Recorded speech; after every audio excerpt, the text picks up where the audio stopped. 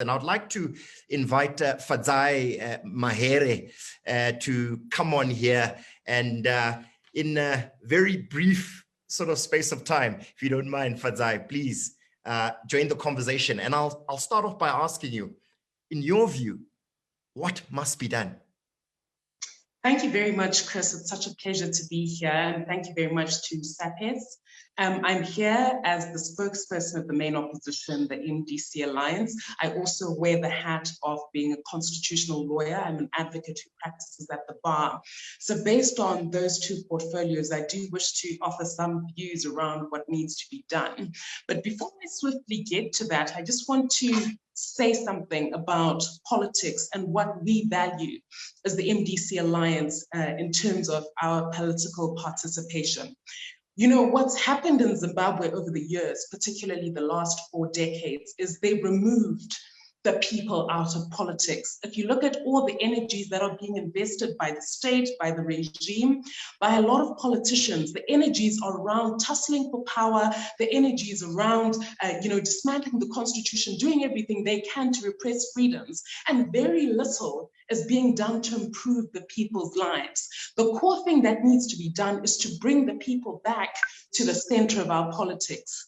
And, you know, we are, at least in theory, a constitutional democracy. So what that means, if we want to improve people's livelihoods, if we want to make sure teachers are paid, if we want to make sure that we improve the lot of our public health system, modernize our infrastructure, get jobs for the young, and, you know, make sure all people have a pension that's respectable. In other words, giving all Zimbabweans a dignified life, we have to change the political system and the political culture that we have now. So where does that take us? That takes us to a place where, you know, we need to change the regime. And because Zimbabwe is a constitutional democracy, at least in theory, the only way to do that is through an election.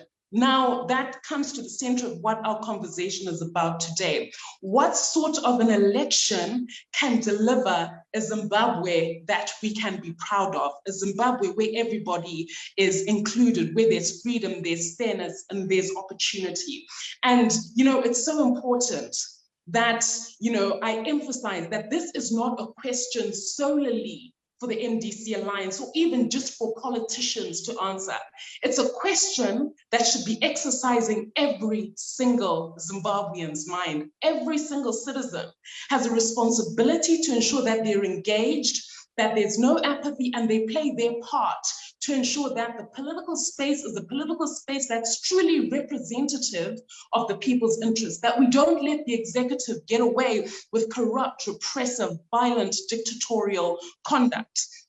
We've seen, as Professor Moyo said, that ZANU-PF, including its proxies, Douglas Munzora and his outfit, are in panic mode. They're desperate. They don't look like a confident, secure outfit that's ready to take on an election. That's why, as Professor Moyer said, we've seen these illegal recalls, the dismantling of the constitution, and the concentration of power in one person, the drama that's taking place in ZANU-PF, the impending and looming patriotic bill, the arbitrary arrest, the shrinking democratic space, you know, the criminalization of opposition politics, and basic rights are under threat. All of this points to a very insecure state apparatus. And, you know, what we've consistently said as the MDC Alliance is that at the core, at the root of Zimbabwe's problems is a legitimacy crisis. And an illegitimacy crisis that stems from a disputed 2018 election. Unfortunately, the illegitimacy crisis is now affecting all other arms of government. We've seen what's happened with Parliament. Parliament is no longer a true expression of the will of the people. We've seen the wanton, illegal recalls and a complete usurping of the will of the people. People were very clear in 2018 around who they wanted to represent them, whether it's in Kuwadzana, whether it's in, all the other places where recalls have taken place. And yet we see see the regime blatantly ignoring the constitution, ignoring the will of the people, and just recalling those people, imposing and supplanting their own opposition, something that is not tenable and that we really need to fight against in the coming election and show our displeasure in a very strong way as the citizen. We've also seen the illegitimacy crisis starting to taint even the judiciary. We've seen what's happened in the magistrates' court, where the right to a fair trial is extremely under threat. We already know the current debate that's taking place around the constitutional amendments that affect the judiciary. We clearly have a problem there. And so this illegitimacy problem is what is at the center of the bad governance crisis that we see in Zimbabwe. Everything else, the poor functioning of the economy, the joblessness, the fact that teachers go to school 2 times a day, the fact that, you go to hospital and you can't get adequate basic health care, all of those are symptoms of a deeper bad governance and illegitimacy crisis that we see. We urgently need electoral reforms. There's no gainsaying this. It's already been said by both our panelists. One of the disturbing aspects with ZEC is that there's been no transparency around a lot of the important national processes that are meant to take place. And as the MDC Alliance, time and again, we've engaged them. What is taking place with delimitation? What is taking place with the census process? All of these are key as we, approach 2023. We need to know what's going on here.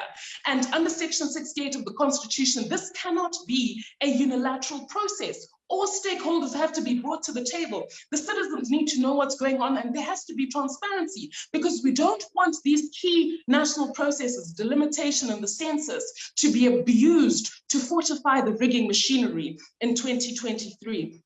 There's obviously, a whole raft of electoral reforms that are required. I think as the MDC Alliance, we've got a separate policy document called Price, which details and catalogs in great detail all the electoral reforms that are urgent and necessary to ensure that we don't have a repeat rigged election or a disputed election outcome that will lead to more illegitimacy problems. But chief amongst these is that we need to look at the composition of ZEC.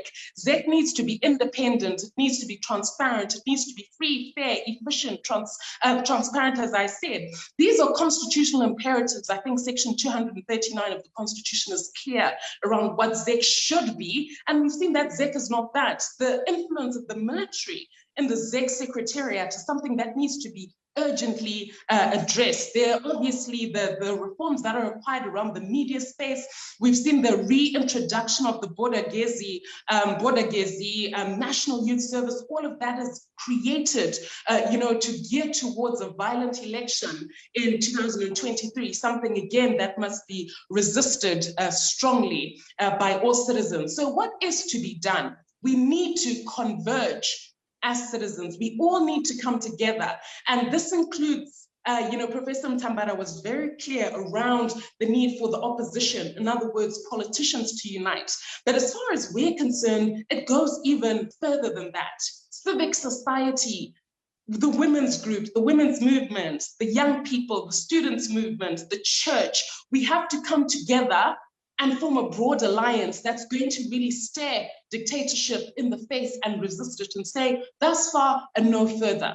If people power didn't matter, you would not have seen those tanks in 2018. You wouldn't have seen those military tanks in 2019 killing citizens who are trying to demonstrate their constitutional Section 59 right. We would not see the shrinking democratic space. We know that the regime is afraid of what can happen when the citizens and the people come together and say, you know what, this is not the Zimbabwe we want. We want to reclaim the lost Zimbabwean dream and promise. And that's where, all our conversations need to center right now. We know that Zimbabwe is working for just a few people who are in cartels. The economy and the national cake is something that's only being, eaten and enjoyed by a few. But we know Zimbabwe is extremely well-resourced and rich. So we really have to come together. Obviously, there's need for for political leadership, and as the MDC Alliance, we don't shy away from that whatsoever.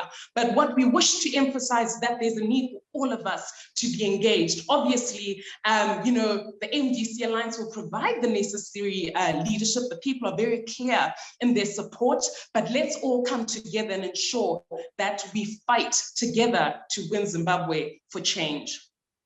Thank you. Thank you, Fadzai, for your input there.